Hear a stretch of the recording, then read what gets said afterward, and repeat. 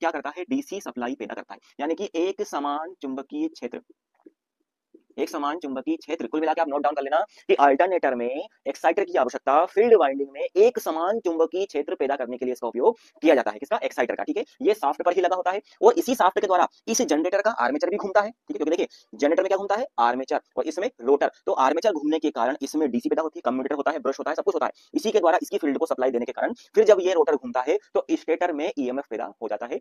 Stator के माध्यम से हम वो सप्लाई बाहर की ओर ले लेते हैं। ठीक है, तो एक्साइटर का सिंपल सा कार्य यही होता है। बस याद रखना कि शंट जनरेटर या कंपाउंड प्रकार जनरेटर होता है, ना कोई सीरीज होता है, ना कोई कम्युलेटर, ना कुछ नहीं, सिर्फ शंट और कंपाउंड, इन दोनों में से कोई सा भी एक हो सकता है। ठीक है, तो एक्साइटर यही होता है। ठीक है, इसकी कार्य प्रणाली जो होती है इस अल्टरनेटर की, जो डीसी जनरेटर की होती है सेम ही होती है। अंतर सिर्फ इतना होता है कि डीसी जनरेटर में जो आर्मेचर होता है वो घूमता है, स्थिर रहता है, लेकिन इसमें रोटर घूमता है। दोनों में ही वाइंडिंग की जाती है, इसके रोटर में वाइंडिंग होती है, एक्साइटेशन के द्वारा वो घूमता है, क्योंकि फैराडे के इलेक्ट्रोमैग्नेटिक इंडक्शन के सिद्धांत पर ये कार्य करता है। यानी कि किसी चुंबकीय क्षेत्र में जब किसी चालक को घुमाया जाता है तो वो फ्लक्स का छेदन करता है। उस छेदन के कारण क्या होता है, उस फ्लक्स परिवर्तन की दर पर डिपेंड करता है वो ईएमएफ। ठीक है, और ईएमएफ का सूत्र आप ध्यान रखना, अल्टरनेटर में जो जनरेट ईएमएफ होता है उसका सूत्र होता है B L V sine theta.